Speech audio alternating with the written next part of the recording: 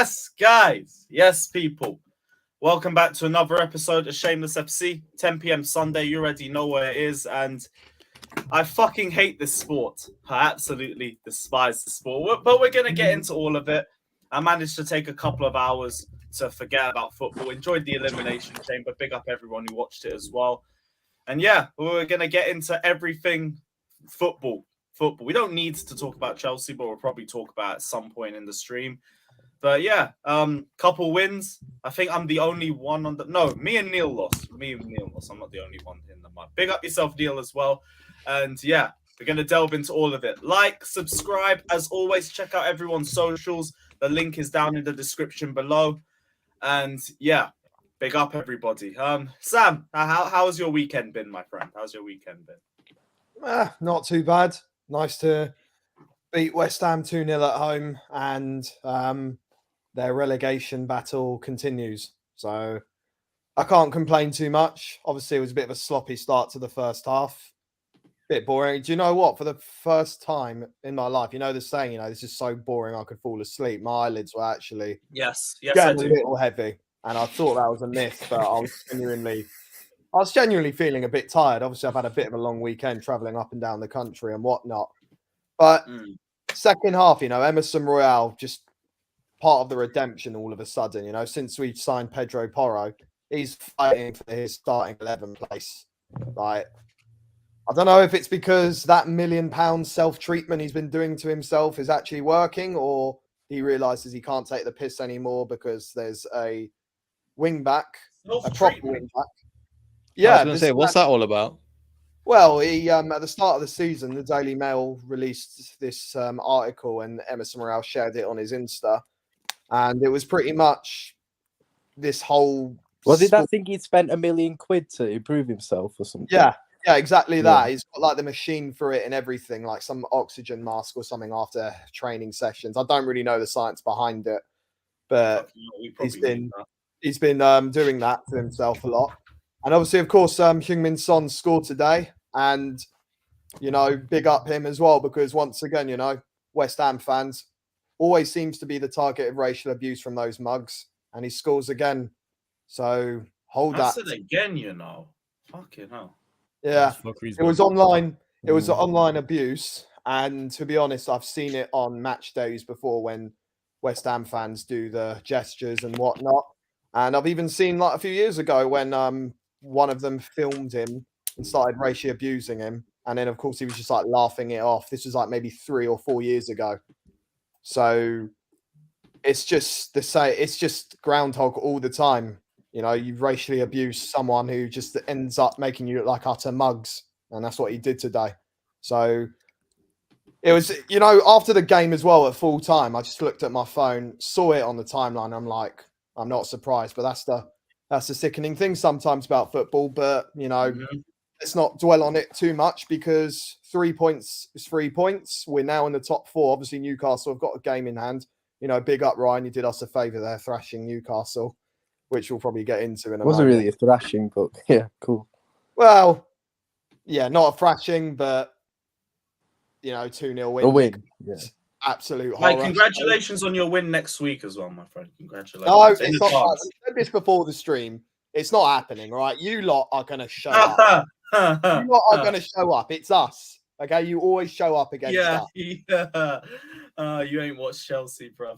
You'll see. Bro, they can't turn up against bottom of the league at home, bro. We have had Southampton do the double on our heads, man. You should be going in there feeling hella confident. That's standard for us. What are you on about? Chelsea, sorry, but I can't be hella confident against Chelsea. I know we drew today. We drew in this at the start of the season, but we were close to losing that. And you were having a bad start, and you played your best football. And we still didn't win. Well, our new ground has been. Maybe it'll be Potter's turning point, it's man. It's going to be a mid-off again. Our new ground is your winning spot. Yeah, you call it 3-point lane and all that shit. I know how this story. Yeah, but that's when we were Chelsea FC. Now we're not. We're Fulham Broadway FC. We're Vibes FC. We're everything except Chelsea. We're not your Chelsea Cowboys, bruv. That's what you are. Franchise FC. Let's go. Whatever we are, we are not Chelsea FC. We are the furthest thing away from Chelsea. We'll either not make any chances or we'll miss a fuck ton of chances. Whatever happens, that ball will not find its way into the Tottenham net. Whether you got Forster, hey, we don't have Hugo Lloris starting either. We got our second keeper, Fraser Forster. What a clean sheet that will be for Forster, my friend. Right, you got João Felix though, man. Yeah, exactly. And Modric. Yeah, even João Felix weren't doing anything in the last game. Enzo. Bro. I'm out of ideas. Yeah, I'm out and of ideas. So there's what 300, 200, Yo, man, 230 million pounds right there, they were going flawless. to be the ones to turn it around, man. Which one wants to stamp on my neck first, seeing as everyone wants to go? Oh, like you wouldn't do it if it was No, us. I was going to And we're not even stamping. We're not even stamping. We're putting the gentlest of pressures, and you're folding like Ryan. I was trying to help you. You know what I'm saying? Bro, I'm trying to help him as well. I was going to give him words of encouragement. I'm saying you got João Felix. That's in the plus column. That's even no, Lewis. Sometimes the best thing surrounded by fucking shite every single. Nah, you got Yo, Sterling, Lewis, sometimes the best you know what we'll do? That's not what you were saying a couple of weeks ago, bruv. Hold that. Yeah, that's before we put fucking Mason Mount at left wing. It's like, go on, do something with him. Or maybe Mason Mount at false nine works at Spurs. You never know. That's my baller. That's my baller. Mason Money Minerals Mount, my baller. It's going to be a defensive story. I pray for the day, my friend. What was that, Sam? Look, Ryan's good with smoke. It's quite funny. Squad player. I take Mount as a squad player in all seriousness, not as a starter. Squad player. Take him. That's the only way I'd be okay with that deal. That brother is washed.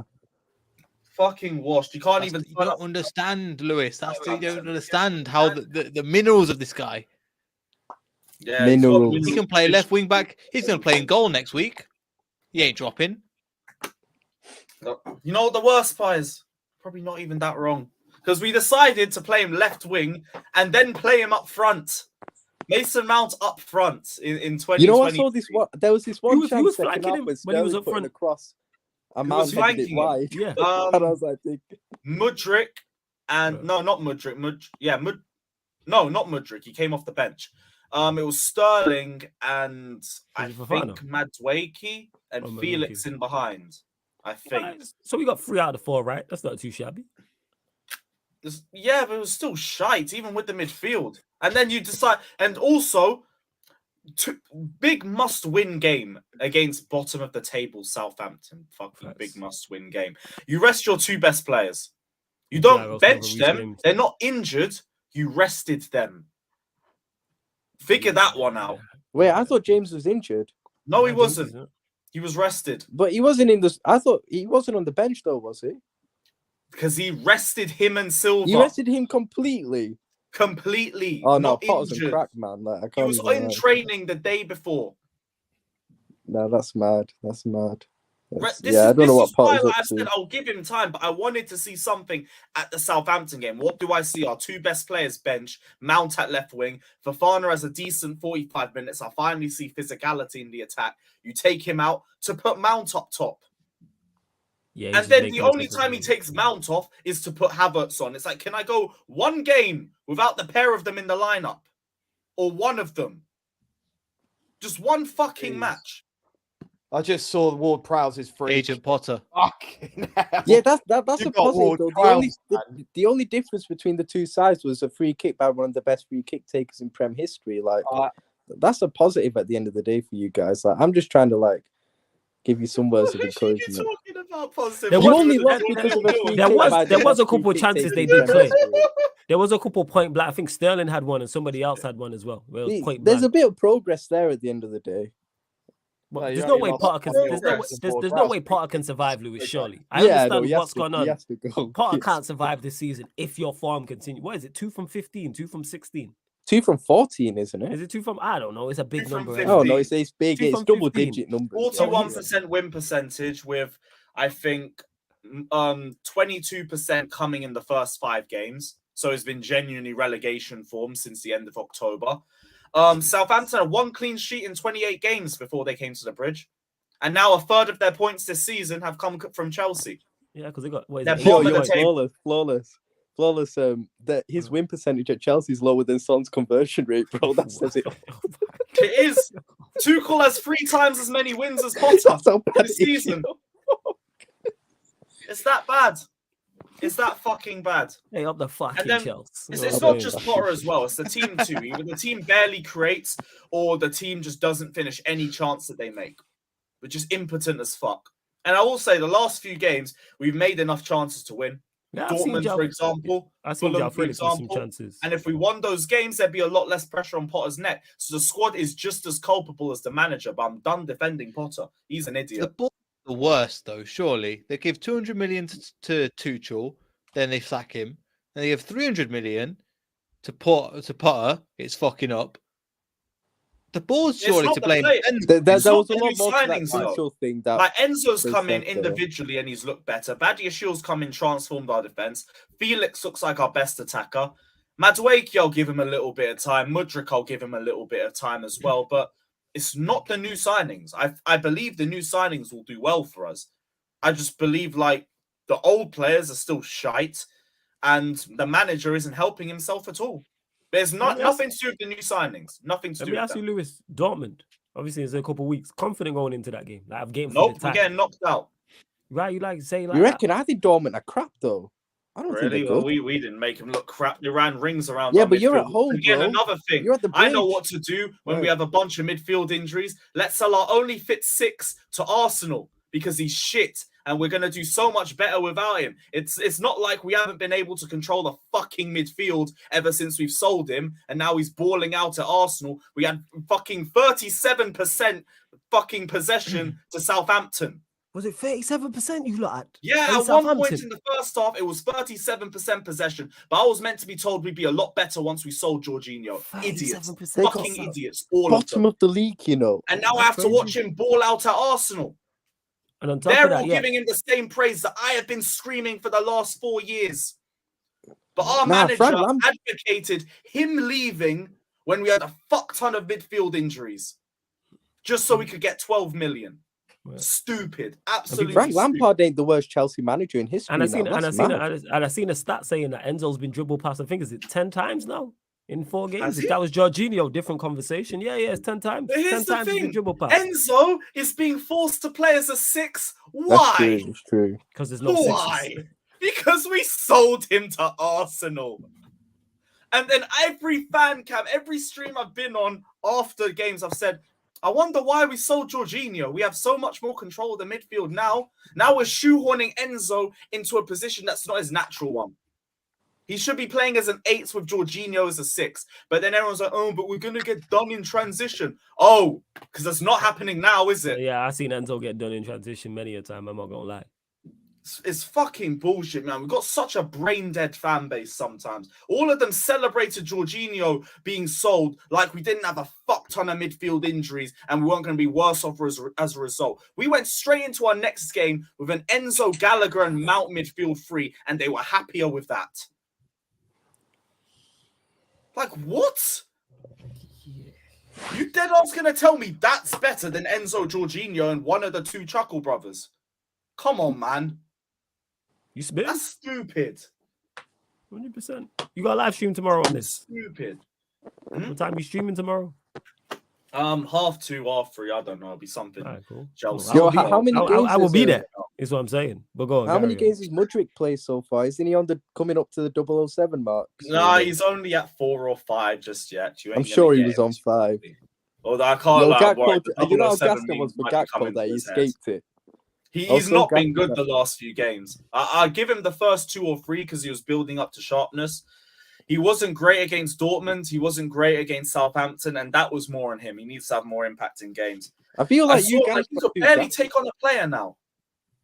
I feel like you guys got too gassed over him, though. Like, you guys got gassed after that cameo performance against us where he came up against 37-year-old Ryan. If your if your attack consisted of Kai Havertz and Mason Mount, you would get gassed at any direct. They've been stabbing for years. He's up against 37-year-old James. I hear that. Our take-on percentages before the likes of Mudryk and Madueke came in. Sterling's in the 20%. Havertz are in the 30%, and they're our highest ones. Havertz has one of the highest 1v1 losses of possession in the league this season. And he's up there with one of our highest in the squad. He's so bad. He's so bad. We give him the ball and he gives it. I remember when we were playing against him and he gives it back to us. And I was like, No, it's not tennis, bruv. We were that bad defensively. He just give the ball back to us, and we're like, we'll take it. But what is going on? Because I seen a stat say like Mason Mount completed 6 passes in 64 minutes. Generational talent, mate. 6 passes in 64 minutes. Gets dispossessed more times than he completes passes per game. If you just check the fucking stats, you guys ain't utilizing my baller, right? You know, like, that's my baller. You know, look, I have to accept it, man. Bro. I have to accept it. It's gonna happen, innit? No, we don't accept you. So why do you have to accept my squad player? Squad player, man. Squad player. Do you know what he's gonna do? He's gonna get you a big contract like Salah and down tools. Salah ain't even down tools. You know what the crazy part is about Mason Mount at Chelsea? He's supposed to be playing for a contract. Is he not in negotiations right now? Yes. And he's in the worst form of his life, and people are saying we need to sign him up. Sign up who? Get his ass gone in the summer. I don't care who he goes to. How long has he got left? Then go to Liverpool. I've heard Liverpool, United, and City all have interest in him. We ain't interested. Whichever one of you lot have him. The Liverpool interest is definitely out. That's bullshit. The City are not going for Mason Mount. I don't even know why they'd want him. Liverpool makes sense. United, like the Gundogan replacement, fucked enough. I could see. City and United aren't in for him. They're not in for him. No, it's Liverpool. And Liverpool is the one that makes sense. The City United thing are like tier 4 sources, bro. Like they're not good. I was gonna say, how long's left on his current deal? Is it 2024? Yeah, 2024. Just asking. That's all. Well, how much would Liverpool pay for getting sacked this season? So strap up. We're into vibes. All right. That being said, according to Timo, he's getting sacked tomorrow. That's what Timo says. ITK and all that. It's waffle. People only thought that because the Chelsea admin hadn't tweeted for a while today, and they thought all club statements coming up. No, it's not happening, man. Said. Why would they sack him 5 months into a 6-year contract? Think about it financially. They will not do that, especially this early. Simple as. They're not going to do that. What do you think? He's got money. I don't think he'll give a shit and just sack him. No, because it's also about pride too. You need to deep. They sacked Thomas Tuchel for this guy. Yeah. So they have to give it time and let it work. They had to. How much did they have to pay to get Potter out of his contract to Brighton? 60 mil. A big up Said as well, my guy. Big up. Big up, my G. Big up, Said. Sorry, Ryan, what were you saying? Yeah, that's the fact that like Bowley's already sacked Tuchel this season, had to pay him off, then had to get Potter in and buy him out of his Brighton contract, which, like Lewis said, was about 60 mil. And now if he was to sack him again, because he's on such a big contract, he'd have to pay an even bigger lump, a massive lump of money as well. Like, that's why it looks bad on Bowley if he was to sack him as well. But the fact he sacked a Champions League winning manager who was very popular with the Chelsea fans and at the club for Potter at the end of the day, like Potter's supposed to be like his guy in it, like Bowley's guy. Like he was supposed to be kind of the face of Bowley's project as a manager, and it's not going to look good for Bowley if he was to sack him after like 5 months. That's why I don't think he'll get sacked. It doesn't look good for him already, Ryan. Because if you know the money they've spent, that's what they've done, and where they're at the moment, it's not. But do you feel like Bowley's the guy who will just want to admit defeat like that? He might have either way. Whatever he does, exactly. Yeah, I understand. Even if he doesn't admit it, his team are fucked at the moment, as Flores is saying. So it doesn't matter if he wants to admit defeat. Chelsea fans are admitting defeat at the moment. I think he'll get the Champions League return leg against Dortmund. For Bowley, because he has said we've been told there's no targets for this season, so I don't see why they would sack him when they haven't given him an objective to fail. The only way I could see him go is if we're in the relegation zone with like 6 games left. It would have to take getting to that point for them to consider sacking fucking Potter. Yeah, until then, he's not going anywhere. So strap up and stop caring, because it is what it is. Why have you got knocked out by Dortmund? No, like he hasn't got a target to win the Champions League, so why are they going to sack him? But then what can you get from this season? Because you're not getting top 4, you're out of the cup competitions. Then nothing, bro. Nothing no relegation. That's it. Why do you think I've said for the last 5 weeks 40 points? We have said 40 points. I'm with you, man. No, but you obviously will. I'm in that position. Well, we're not getting there anytime soon. Bro, you need 9 at the moment. In the last 15 points, Ryan, for the last month. Ryan, in the relegation zone, they're relegation form at the moment. I'm not saying they're going to be relegated, but 2 wins in 15. That's is it one? I think it's like 12 points. Where do we get 9 points from? Where do we get 9 points from? I don't know. You'll scam a few draws. We've let the team bottom of the table do the double on us. So where is 9 points realistically coming from? You'll get the 9 points. The fixture list up because this is the winnable run of games. This is the deep thing. Like Fulham at home should have got a result there. Liverpool away should have fucking got a result there. Relegation threatened West Ham, bottom of the table Southampton. Spurs will probably lose there. Leeds will let them do the double over us. Leicester, Leeds are shit, bro. There. Sean Dyche ball at the bridge. That's a 0-0 if we're lucky. Oh no! Fucking Emery ball 0-0 if we're lucky. Wolves away, L. Brighton, L. United, L. Brentford, L. Arsenal, L. Bournemouth, L. Forest, maybe a draw. Bournemouth you can get it off. Nah, they have a terrible record at Bournemouth. They have a terrible record. Oh, really? Is it terrible record? I heard, Lewis, I heard a few draws in there. What you have to remember is you need 9 points. Like, these draws do add up. Like, these points add up, bro. You'll get to 40 points. How many points? Even though I don't think you'll get relegated, how many points are you? How many points are you lot away from 18th right now? Just to put this into 11, I think. They're 11. I got the table if you need it, bro. All right, that's calm. You got enough gap. You got enough of a gap. Oh, you got the table. Even if you don't get the 40 points, like 30 points. And even then, you'll sack Potter and get Big Sam Allardyce in, bro, and he'll save you, man. It's not a big deal. He's retired, bro. Nah, he said he'd come back into football. He said he'll come back into football. Imagine Neil Warnock's come back for Huddersfield. Because they'll tell him to play the hideous twins instead. Yo, imagine Big Sam managing João Felix. I need to see that. That is great. You know what I'm saying? And we'll pit long, lad. Yeah. We'll pit long, lad, and see what happens. You see, a smart manager would have us just sit deep and fucking lump it up. I managed JJ Okocha. Hey, I'll Shameless with him. What do? We try and play attacking football with zero style of play and zero patterns of play or any tactical understanding. It's just 11 guys on a pitch and they're just saying, there you go, put the ball in. That's it. Crazy. That's it. Yo, I was so wrong about Potter, you know. I can't believe I was wrong. Hey, I was wrong as well. Why are you surprised? You're wrong about a lot of stuff. Ryan, bro, this guy was good at Brighton, you know. Graziano Potterino, you know what I'm saying, would win Liverpool the Champions League. And this guy's been in the group chat flexing, just going, what a meaty manager, blah, blah. And I'm like, you were on the backing him for the longest. Graziano Potterino. Change your minds. Where's your stance on Klopp? Great segue. Yes. Are you Klopp in or Klopp out, Ryan? My manager. Yeah, actually, that's a good question. Say that. How did you just come on to my club? I mean, because you wanted to run your mouth. So this is your shit. Yeah, your meaty opinions with your meaty face. That's why. So go on. The floor is yours. You know what I'm saying? I told you, I'm Klopp. Don't tell me. Tell the people, because the people who might not have been watching, who don't know the show, are you Klopp in or Klopp out? I'm Klopp in. I was Klopp out, but I'm Klopp in. But what made you change your mind? It wasn't. Yeah. It was before the Everton game.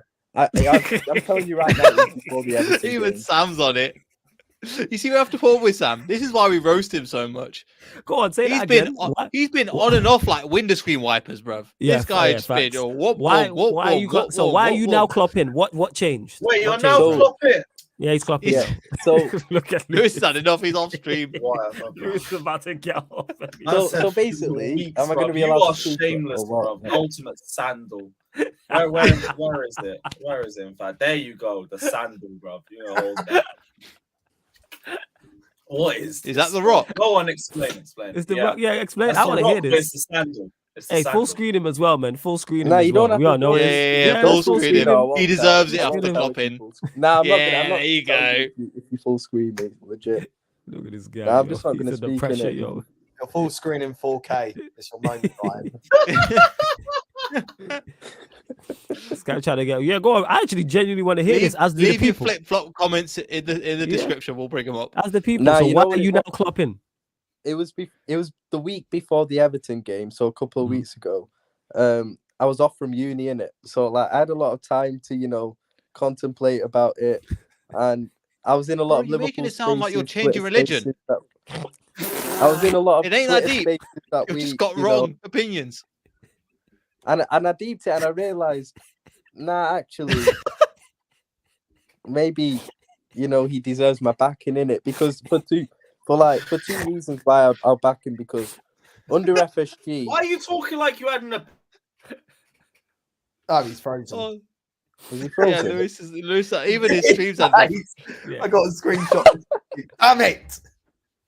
Go on, Lewis, say that again. You broke I up. was Say saying, that why again. you sound like you had an epiphany over Klopp or some shit? Like, what? You make is it that? sound like you're Moses and you sow on the burning bush. Bro, he had a you lot just on his change mind, your innit? opinion. So he had a week off uni, so he had a lot of time to think and sit down and contemplate. I was in a lot of Ryan. spaces, everything, and it made me realize, like, under FSG, who can actually come in and do a better job than what he's done? I can't really think of many, to be honest. Like, what he's done under FSG, I've got to give him massive credit for. And even if we get new owners... This man has been saying the same conversation for 5 months, and now this guy's been saying...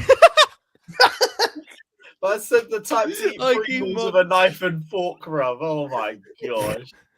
And even if we get new owners who will allow Klopp to spend money and Klopp gets a bigger budget, I'd trust him to take us back to the top in it because he's already done it on a limited budget. So I trust him to take us to the top crap you've with come money out in it. I like to see Klopp with money, so I'm backing him. My manager. Oh, you're backing him. So now you like his talent ID, yeah?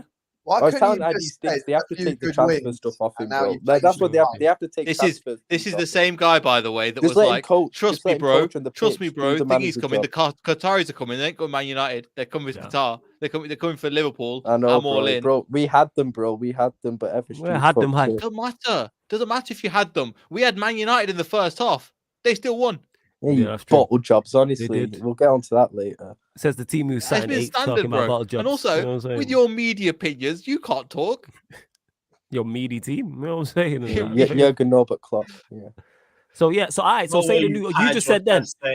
Yeah, he didn't even buy it. Yeah. So say the new owners come in and they don't take transfer activity away from Klopp. Are you then Klopp out? Because you're saying if they do come in, that might not happen. But if that does happen, what are you saying? Say Klopp's still in charge. If it doesn't work out because like that, if it doesn't work out, like if new owners come in, they back Klopp with money, and it doesn't work out, then I'll be Klopp out then because then there's no excuses at the end of the day. So, I'll be Klopp out then. But at the moment, I'm behind him in it. Right. Imagine if Liverpool lose their next 3 games, 15 minutes. Switch. He'll change his mind in the stream. I turned this before the derby. I literally turned Klopp in before this before the derby. But I'm saying give it 3 games. I don't know who you lot, but if you lot get beat by Aston, we'll get knocked out by Madrid, innit? I've already accepted that. Yeah, we know that. Like the 2 league games, who we go in the league? Palace away and Wolves at home. Yeah, if you lot lose them too. But the thing is, I'm not even saying we're going to get top 4 this season. We're back in it, obviously, with a good chance, but I'm not going to, let's say, we're going to get it in it. Like, there's still a long way to go in the season. Okay, let's play a game of Ryan's Klopp out bingo and make a prediction of when he's Klopp out. Yeah, I'm going to say, you know what? I'm going to say second leg of the Champions League, Ryan will say Klopp out. But I already know we're going out of the Champions League. Yeah, but we want to find the games previous. Want to find the games previously, Sam, where he was Klopp out and then he was Klopp in, then he's Klopp out, and it's just like 1 every 2. Let's all legit pick a game. All right, Lewis, we'll go with you. What game is Ryan going to be Ryan out? I mean, going to be Klopp out? We should all be Ryan out as well, by the way. Yeah, that's unanimous. You know what I'm saying? But yeah, I think the United game. So you think United? All right, Sam, do you? Which one? I'm going for Real Madrid second. You saying Real Madrid second leg? Neil? I'm going either Liverpool or Bournemouth, so I'm going 11th in March. Yeah. You're gonna go Bournemouth. I'm saying I'm Bournemouth away when they get beat, 100%. That's the one. Nah, I can't lie. We got that United one. I won't be Klopp out, by the way. I actually won't. There we go. But that United. I told you. Told you it was the United game. I win already. No, I'm not saying that Klopp out, but like that United game will have me fuming. This is gonna be great when he that's the one game I can't lose. That's the one game I literally can't lose. Guaranteed, yo. It's Bournemouth, man. Yeah, but it's not up to you, bro. I'd rather lose to Bournemouth than Man United. I'll be real. All right, wait till that Bournemouth away when you lot lose 2-0 or something and Ryan delivered in the chat. Yeah, no, but I don't have any expectations really for this season still. Sure. I know we're not getting relegated, so what do you mean? Don't you have a game in hand on fucking... No, I'm saying we can get top 4. You got a game in hand. You got 2 games in hand on Spurs, who are... Yeah, but I'm not here saying I expect to get top 4 and we're going to get top 4. Like, I know it's... And if you win that, you're a point behind them. Yeah, I know we can easily overtake Spurs. Spurs aren't anything, bro. Let's be real. But like, you win your 2 games in hand, you're still. No, wait, you've gone from not expecting anything to thinking you can finish above Newcastle Spurs. are up there as well. Newcastle. I'm more scared of Newcastle than Tottenham. Are you scared? Are you scared of Spurs? Don't look for logic, Lewis. Don't look for logic. Just enjoy the ride. Enjoy the ride. So you think you can finish in the top 4 then? If you're not scared of those two teams? Yeah, I think we can. I think we can. So if you win your 2 games in hand, Ryan, you're still behind us. No, but we'll over. There's 15 games to go. I'm confident. There's 15 games to go, and there's plenty of time for you to say Klopp out. So I wouldn't worry about that too much. So I won't be Klopp out this season. About 5 times between that. 1 every 3 games. Sam, I can't wait for him to turn Klopp out. It's gonna be epic. Don't. I won't be Klopp out. I can't do the maths. He's turned Klopp out. For most people, flawless. Once you go past that, you stick to that opinion. When you are Ollie out, you are Ollie out. The idea is when you get past the difference between Klopp and Ollie, bro. Let's be real. And then when he just goes this way again, window screen wide promotion, bro. He just constantly going backwards and forwards. I get the difference between Klopp and Ollie, but that's why we were surprised you even turned Klopp out in the first place. Yes, we were shocked. We had a discussion. I want to talk Ollie and Potter, then we can have a conversation because I feel like in the exact same place Flawless was in a year or 2 I can't lie, Ollie didn't have his team on a 2-14 run. He probably wasn't far off that, but that's a whole different conversation. No, I think he was far off that. No, he was. I think you man got points. The thing is, Flawless. No, come on, you were crap, but you got points. When I say we weren't far off that, it wouldn't surprise me if he was like 5-14. Trust me, I watched the games. I know. Go back and look. Okay, so there isn't much difference between 2-14 and 5-14. They're both horrendous, bro. But they're both horrendous. Is my point. You always like comparing bad to bad, and that makes no sense. What I'm saying is they're both terrible. If you are a Manchester United manager, you should not go 5-14. If you are a Chelsea manager, you should not go 2-14. Sam supports Spurs. He don't want whoever's managing to go 2-14, 5-14. Same for Neil. Same for you. That's all bad. Is the point I'm making. This whole let's not change Klopp, history with Ollie. Let's not do that because he was horrific. Let's not do in the COVID season, Klopp went 3-14 in the league. Remember when we lost the 6 home games in a row? Mm-hmm. Yeah, I but at least Klopp had credit in the bank at that time. He won because he's a top quality manager and won stuff. Yeah. That's the thing is, he had credit in the bank. He's still got credit in the bank for having you 2 games away from a quad. Yeah, he should do to me. But like I said, I just think bad now. Yes, he's awful. I just think he's good enough in it. Like I'm not sure who we can get who's that much better. You can work under these circumstances, and like if he was to get new owners and get money, I trust him in it to take us back to the top. So if he doesn't have, that's why I'm behind Klopp. If he doesn't, it took you like 5 months to work this out when it's like a 30-second thought. All of us said this. Yeah, we all said this. Flawless, you said something. I didn't hear you. No. We all said this. I was just backing. No. You said what if he doesn't like? Take care of yourself.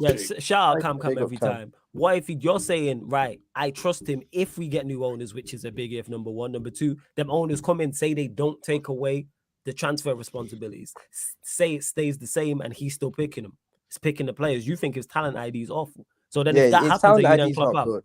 So if that happens, are you Klopp out is what I'm asking. Yeah, if it doesn't work out, which I don't think it would, then yeah, I'd be Klopp out because if he gets money and he doesn't spend it right and because then there's no excuses for him at the end of the day. If he gets backed with money and he's still underperforming, then I'd want him out. Yeah. All right. First. Big up Citrus the King saying Rashford over Mason. Both are in talks for a new deal. I mean, yeah, Rashford over Mason. I don't think anybody disagrees with that right now. I definitely don't think anyone disagrees. But big up. I still think though, in the England team, Mount gets in over Rashford. Yeah, that's why Southgate shouldn't be in the job, but here we are. Yeah, Mount shouldn't be making the England squad. See how good England won the World Cup as soon as they benched I think he'll make the starting 11 over Rashford. Genuinely think that. I agree. Yeah, that's not what Southgate's like. Oh, Southgate, same fucking thing. That's it's the same shit, man. Just Ollie in a waistcoat, Southgate, the same shit. I know, I've seen this all before. It's the same film. I'm saying. It's the same film. Man. All this to have my own fucking Ollie, bro. I can't be bothered. Yeah, man, it's all the jokes you made about me. You know what? This is footballing karma, Lewis. That's what this is. This is footballing karma. All them jokes you made out, trust Ollie, that stupid Ollie post that you've got up. You know what I'm saying? Which one, bro? Oh, yeah. With the Looney Tunes. Yeah. This one. That's all folks for Chelsea Football Club, Fulham Broadway FC. Hold that. I'm happy. I'm glad you got your own guy. You should bring up the homeless Potter. Was it the homeless Potter one? All you Chelsea fans talking the most smoke to me. Happy. I'll find the homeless Potter. All I've got is sadly I have this shit, but I'm gonna put Potter behind the penitentiary now with this one. Cells need to be in front of him, taking a piss. Yeah, Mount at 9 at false 9 is a criminal offence. 100%. Took off our best forward to put fucking Mount in the 9. I waited years for physicality up front. We finally have it, and it's like, oh, let me take him out. Let me take him out, and we'll put Mount up front. Mount off for hard and put on Havertz. Yo, my God. I'm saying facts. Speak to him. Yeah, you know what, Arsenal, you lot can still hold that. As you ain't calling Jorginho no Chelsea reject now, are you, bro? Yeah, but you guys ain't calling him Adrian Jorginho anymore, are you? Well, I was only running it for Bants, innit? It's all I had left. Now I don't even have that. And even in spite of that, he was playing well for them. Yeah, like, he's had even against City, I thought he was all right, to be honest. Like... Yeah, he did. I was in Dortmund watching us get doggied in transition, and I was checking the timeline saying, "Oh, Jorginho's having a masterclass." He played all right. Misunderstood Jorginho. Oh, Jorginho's doing really well. Shock. I said it was going to happen. It was obvious. Like the reason why Jorginho don't work out in our midfield is because it's not cohesive as fuck. Arsenal have a better midfield. No wonder it was going to work. But hey, let's sell our only fit 6 to Arsenal. Stupid. Christian says, do you think he'll be sacked if we lose the next 3 games? Guys, not Jorginho. Potter is not getting sacked this season. Forget about it. That guy ain't going. He's not going. They're not sacking him. They're not going to give him a £60 million payout. They're not going to suck their pride up on that either. They've put all their eggs in the Potter basket. They're going to give him another, at least the end of this season, the start of next. Is what it is. Start of next. Fucking. Yeah, it's as simple as that. We got till the end of the season. That's why I don't care. These players are shit. This manager's shit.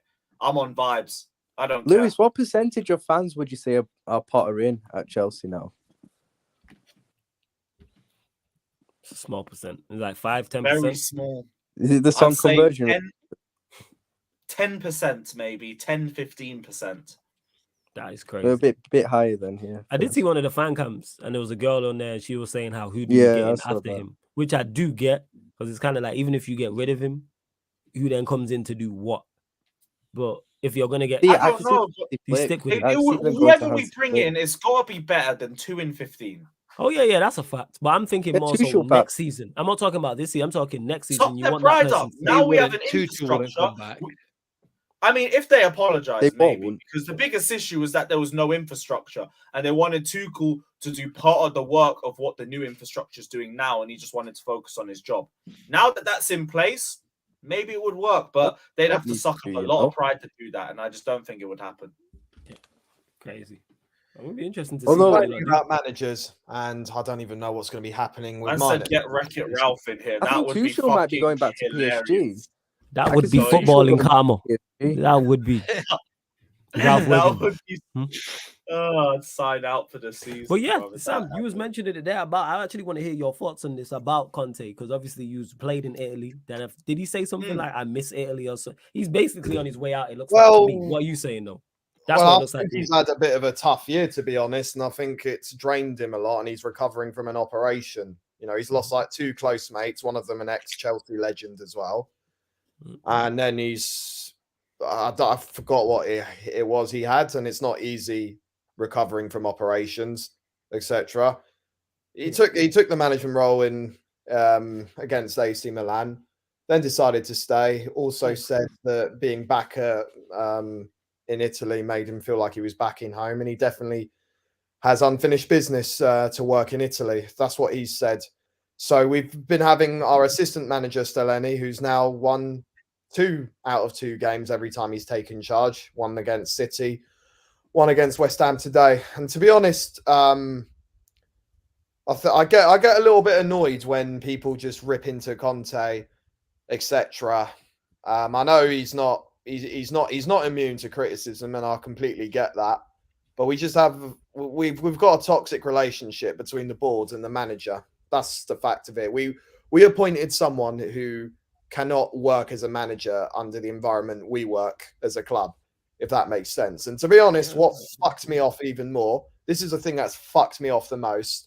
When someone has an operation, what do you say? You say, wish you better, get well soon, speedy recovery. On my timeline, it's let's bring back Pochettino. Oh, fuck off, man. You being serious? We don't deserve to have a manager like Conte if you're going to start saying after he's just been like recovering from an operation, oh, should we get Pochettino in? And this, that, the other. It's a fucking joke, man. And you know, he had a great first season. There's something called a second season syndrome. I think he's suffered it the most out of any other club he's managed in. Even worse than at Chelsea, and he won an FA Cup with them.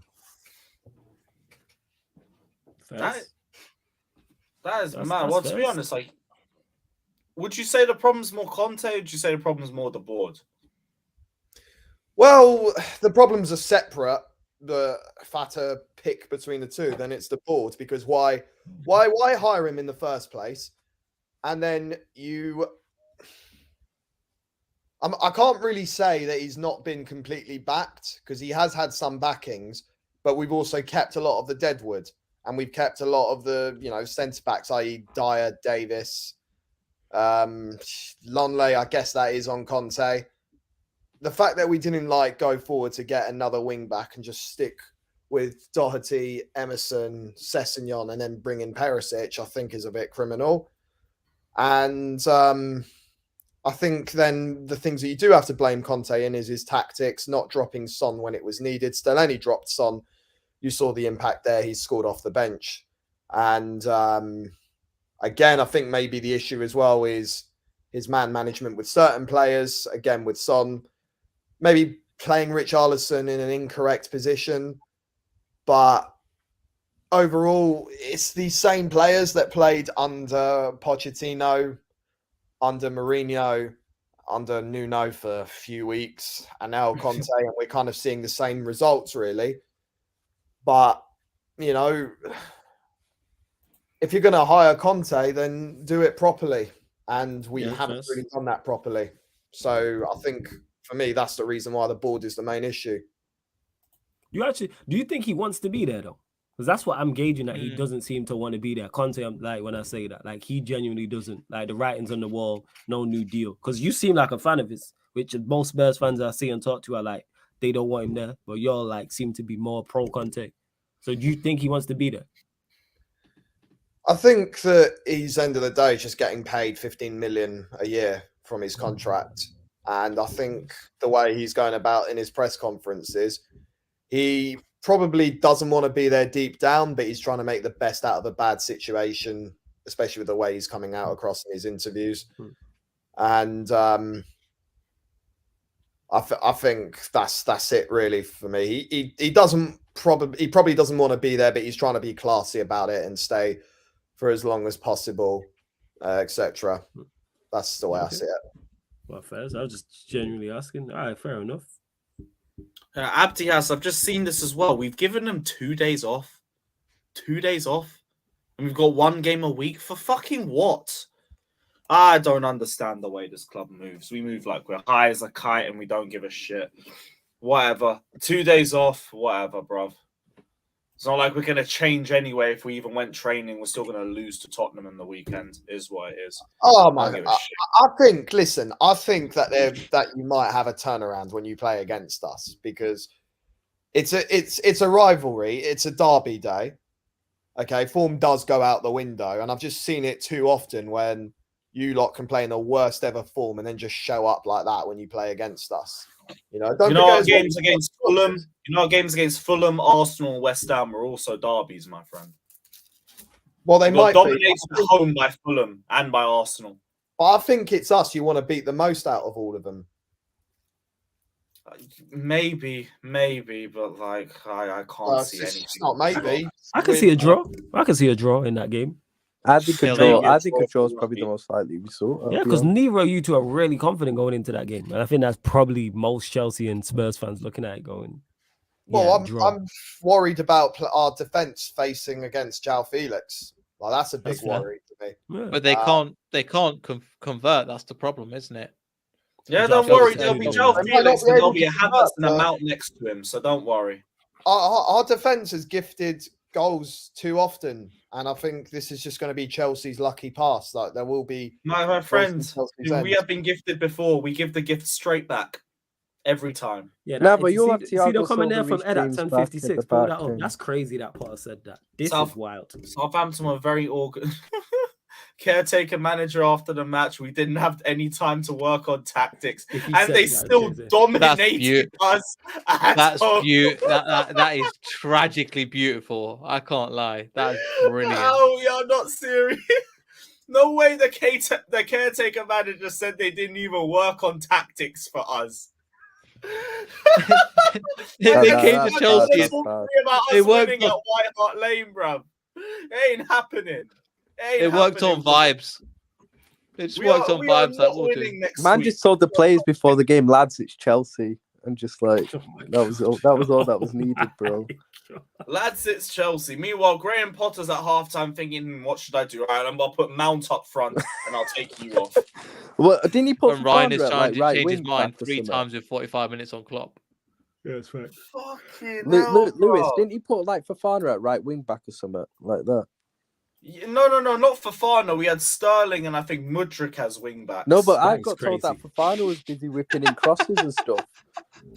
That's crazy. One sec. No, wait, what was the Southampton manager, or the assistant manager, or whoever, the interim manager, whoever the fuck it was? Ruben Sellers or something. Ruben Sellers. Let me find these Ruben Sellers quotes. Because on my life, if he said no tactics leading up to the game. No way did he say that we didn't have any time to work on tactics. Man just really looked at the team and went, lads, it's Chelsea. And just kept it stepping. No way. I refuse to believe it. Ruben Sellers press conference. Let me find this shit. I don't believe that. No way did he say that, yo. He could have said that. No chance. No chance. The man pitch up, yo. Even if it is true, Flawless, the audacity of that man just go, what happened? They should just give him the permanent job just for that, you know. JWP and vibes. Tactics. There we go. Ruben Sellers tactics. I'll type that in. Hey, let us know in the chat, you lot. Let us know. I'm sure you lot can find the comments in that. So find the comments, let us know, and bump up the likes as well. Cause I don't know what we're on, but I know they're way too low. Bump up the likes and subscribe if you're new as well. Do those 2 things. Come on, you lot, man. Pattern up. In the meantime, I'm not finding it, so thankfully, I don't believe it. Thankfully. Let me look for this. No way did he say that. Because God forbid, like we are enough of an embarrassment without that. No chance did he say that. That's crazy. No. All right. Heard it. Yeah. I was just talking about being an unbelievable effort from the boys and all of that shit. Fair enough. Sounds like Rodgers. When Rodgers was DK says training cancelled tomorrow. Spurs, Potter gone. Potter's not sacked. Potter's not Potter out chance? Nah, just booze at halftime and full time. Potter's not going to be sacked. No Tommy Tuchel chance like a few weeks ago or something. No, it was just dead. It was depressing. It was just very depressing there. No one was chanting. No one was doing everything. Everyone was just moody. I've been there, bro. That's exactly what it was like. It's just moody, boring. Nobody cares. They already knew it was going to happen.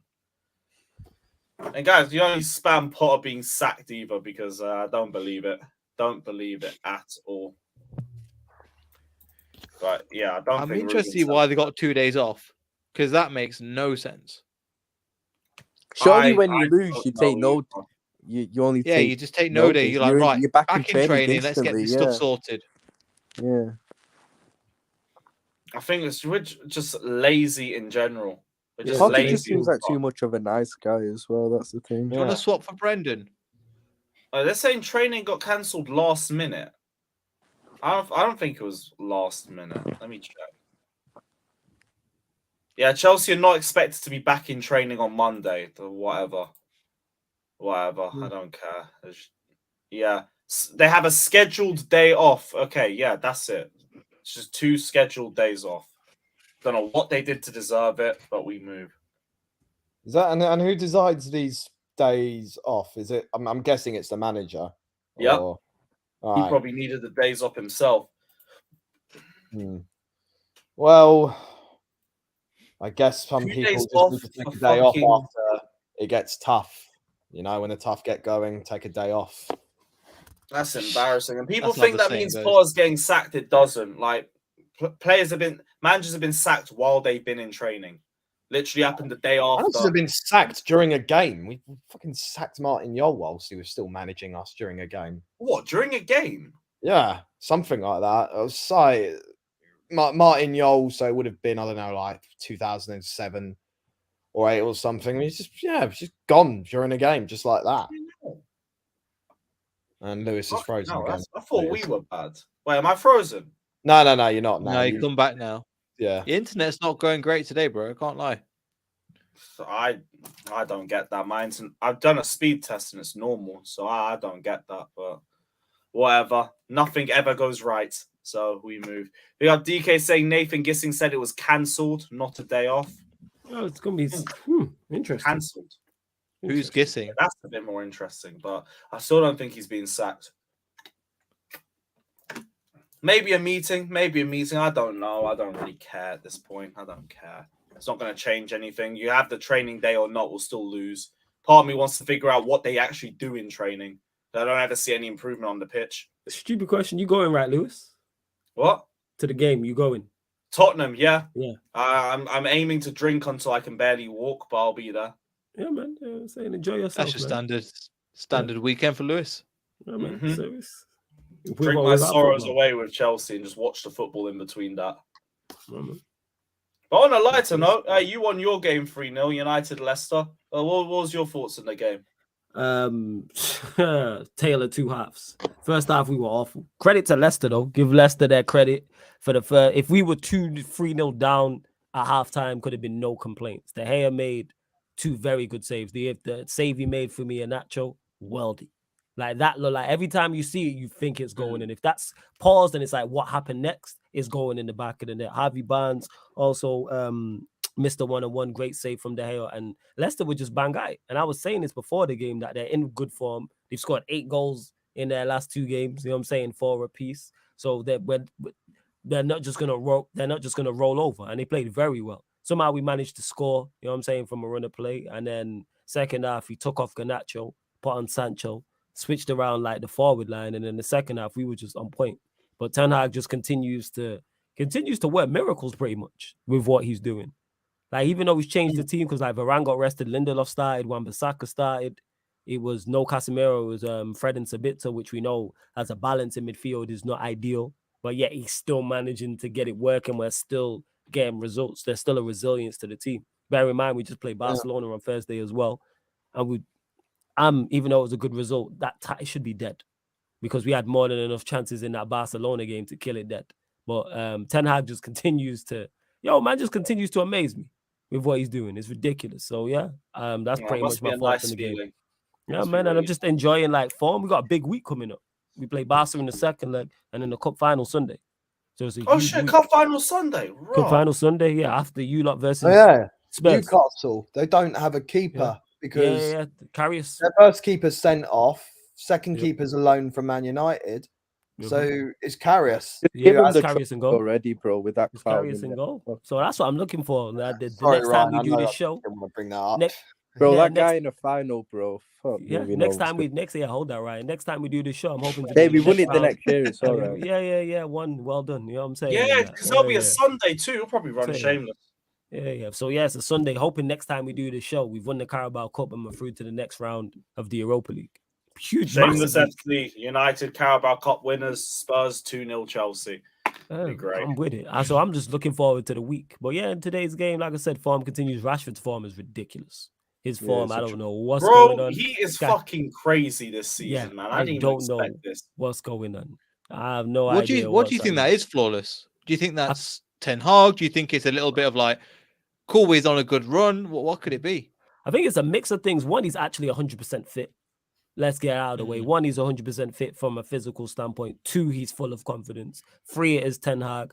4, the system around him as well. All these mixture of things. But even that, I didn't expect this form. Considering how he was last season, I was like, if you don't want to be here, I'm happy to see him go. But his turnaround has been incredible. And that's whether he's played from the left-hand side, whether he's played from the 9, he's still managing to get goals and assists, but his overall game has also been good. It's not like he's just getting a goal or assist and he's been terrible. He's a consistent and constant threat, foil for others. And long may it continue, because he could be key in us having a great season. Because I'm looking at 3 trophies. I say we're in 3 cup competitions. Not 4. I don't think we'll win all 3, but no, not 4. But not 4. I'm looking at 3, not 4. I said this No, when I was on Ty's channel. I'm losing faith in Man City. You lot need to step up. What I say is, City should have won yesterday. Here's what I'll say is, we played 24 matches. If we are this close to if we are this points total or less away from the league from the top of the league, then I believe we win our net 6. With how many games left? With it, then it'd be 8 games left. It'd be 30 matches. If 30 matches, we are.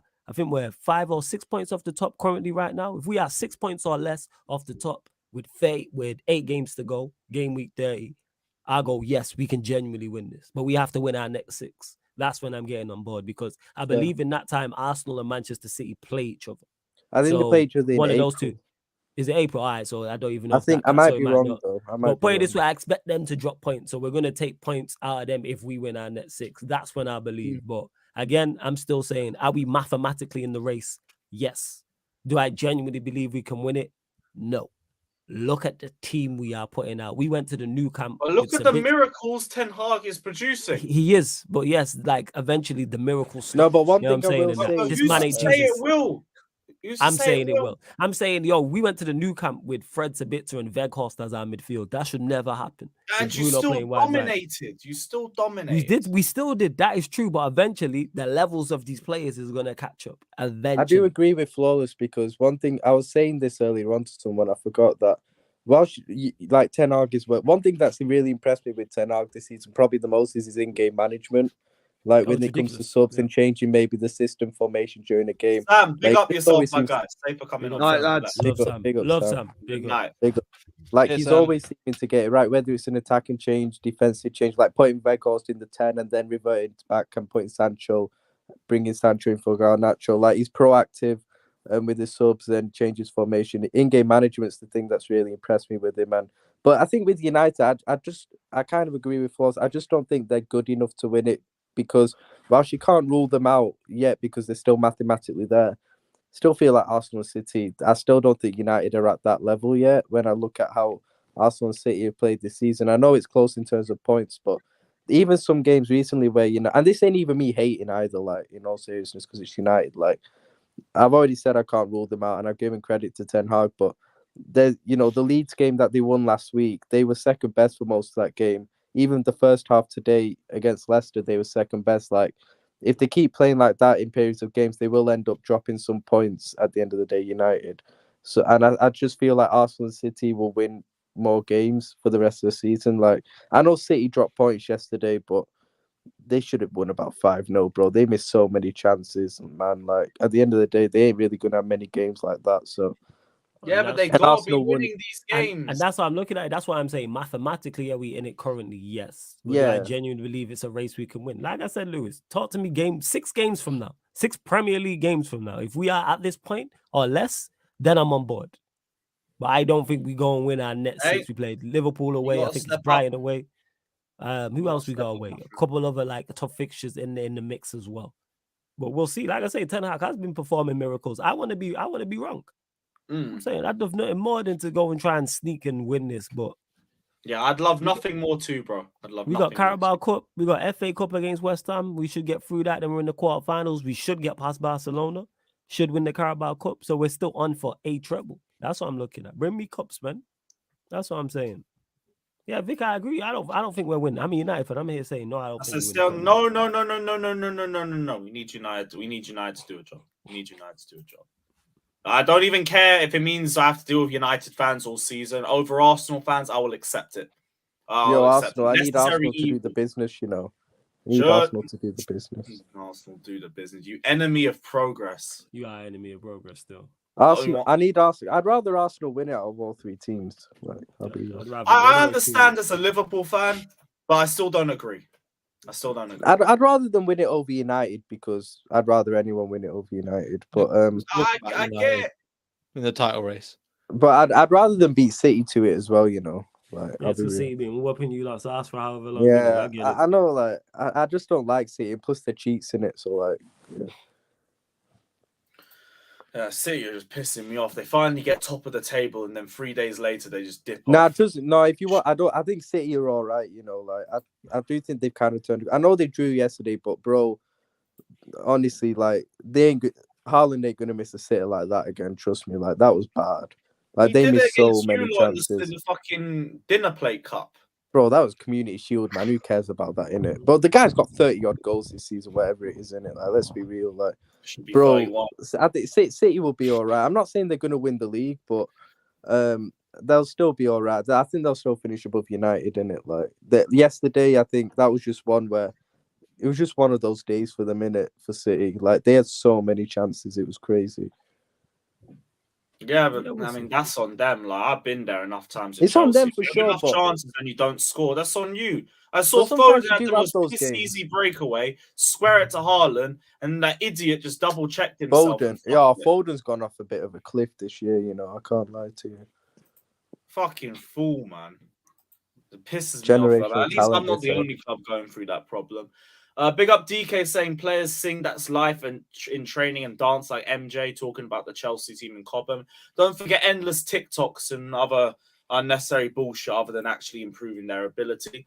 Big up Olu saying Rash is on his villain arc. Said fuck feeding your kids. I would love that sort of mentality in our squad. But hey, Flawless, can I ask you a question?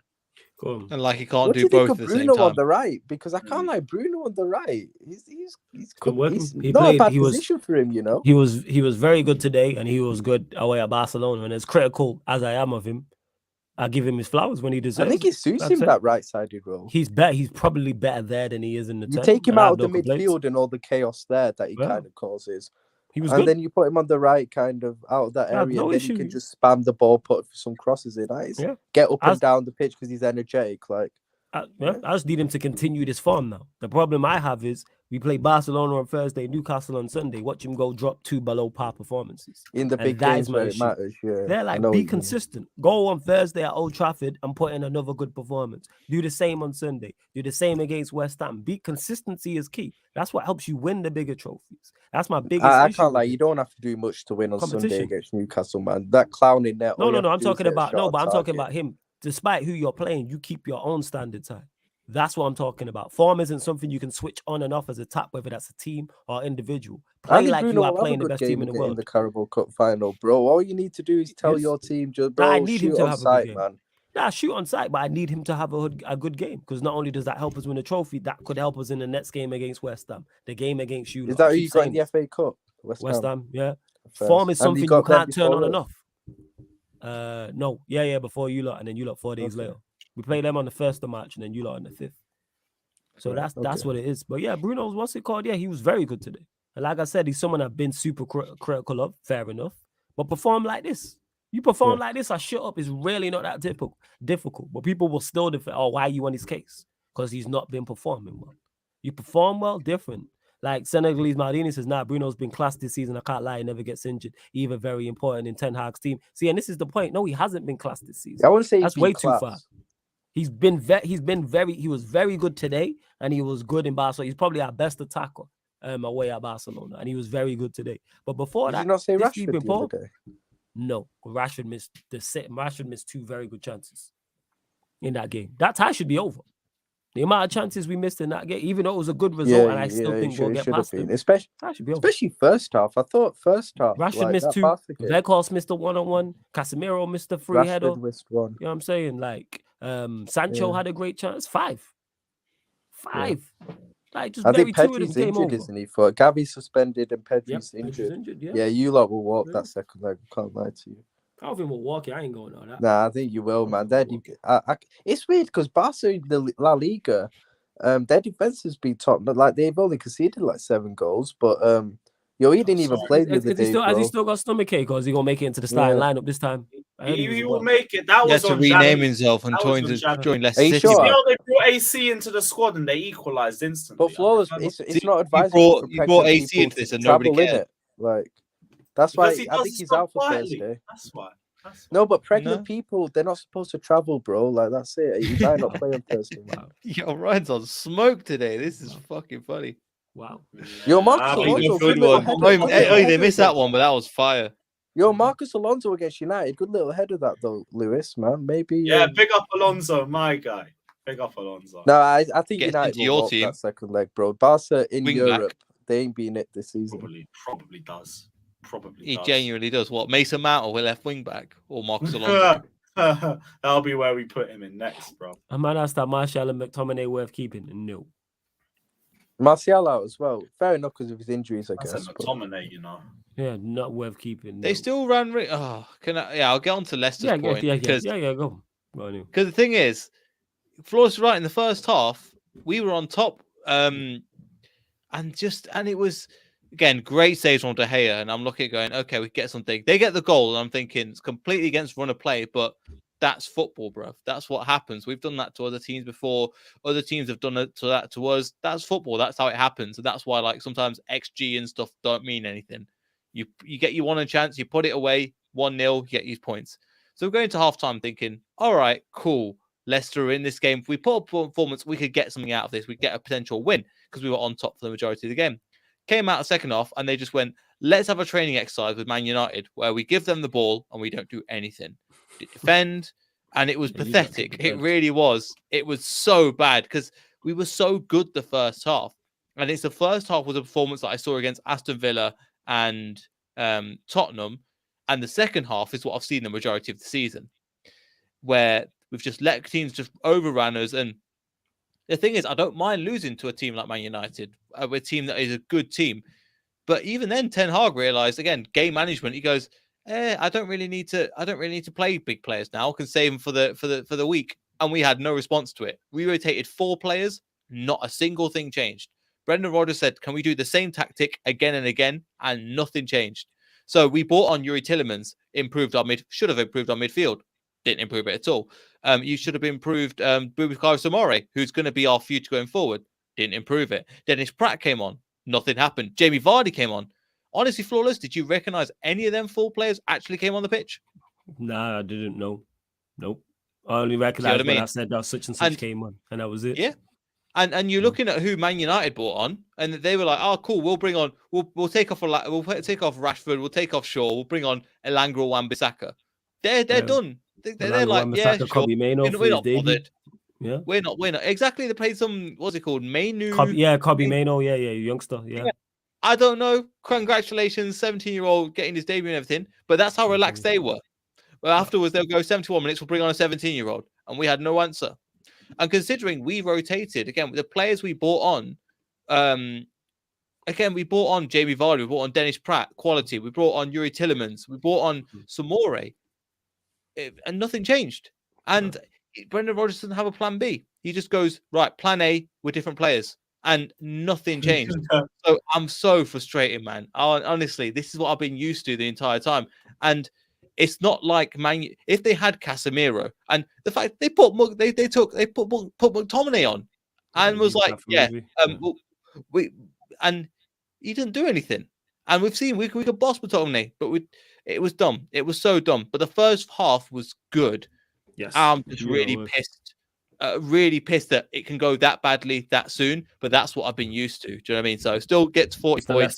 The VAR had a fucking shocker once again. The fact that Savić didn't even get booked for that wild challenge. I can't. That was a red card. It was a red. That was a red. We didn't even get a yellow. I'm trying at that.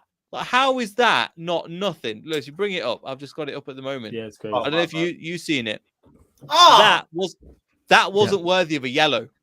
Yeah, it's a red. It's a red card. That's a straight red. And the thing is, I'm not going to be one of the guys that goes, well, I am a little bit. I'm going to be one of the guys that goes, look, if that's a red, changes the game. 100%.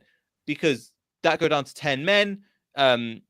Even Gary Neville in commentary was like, oh, well, it's not that bad. And I was like, no, bro, that's a leg breaker. That's a leg breaker. If his foot is flat, if Fast's foot was fat, that's a leg breaker right there. Yeah. So 100%. So and the thing is, it wasn't even a yellow, and that's what I don't understand about this VAR crap. Like the thing is, the technology ain't the problem; it's the fucking referees. They're just shit, bro. They're just shit. And I'm not saying that. We would have won the game if that one happened, but I don't want to have these conversations. Do you know what I mean? Even Flawless is saying it should have been. You don't get beat That's a 3-0 if it happens. Put it that way. Nah. We were that bad. I think we do, because look at when we played Chelsea not early against on. 10 men. United would have played different second half. They would have sat back probably. You say that. What was the score at that point when that challenge got made? 1-0. It was first 1-0? Okay, first. Because it was. That's what I'm thinking. Going into half time, I'm thinking, okay, cool. And even your midfield was Fred's trim, bruv. What the fuck was that? Yeah, man, I don't know. It's coming forward. I don't know what. It looked like some Avatar thing. I was like, what is going on with that thing, fam, man? Wakanda thing. Fair enough, if that's the thing. But it was, honestly, you look at it, it was wild. It looks like some rare Pokemon, honestly. But yeah, that was literally the most entertaining thing second half, because second half, Man United turned it on and we had no response for it. They didn't really come in first half. There was points, but they converted, and that's all that matters. They came into on half time. And the second half, we didn't really offer them anything. And at times it was, we got the ball, they play some great football, and we go, what about if we just give them back to them and they do that same thing again? And I'm like, oh, come on, man. Like, we're better than that. And we showed it just in the first half. And I've heard some people, I think even Said was like, oh, well, that's the atmosphere of Man United. Well, it feels that bad. It feels that big a deal. I would have heard it. We would have seen it first half. I don't know. I'm just confused, man. But again, get to 40 points, get safe. And this is why I don't believe in this manager going forward, because of performances like this.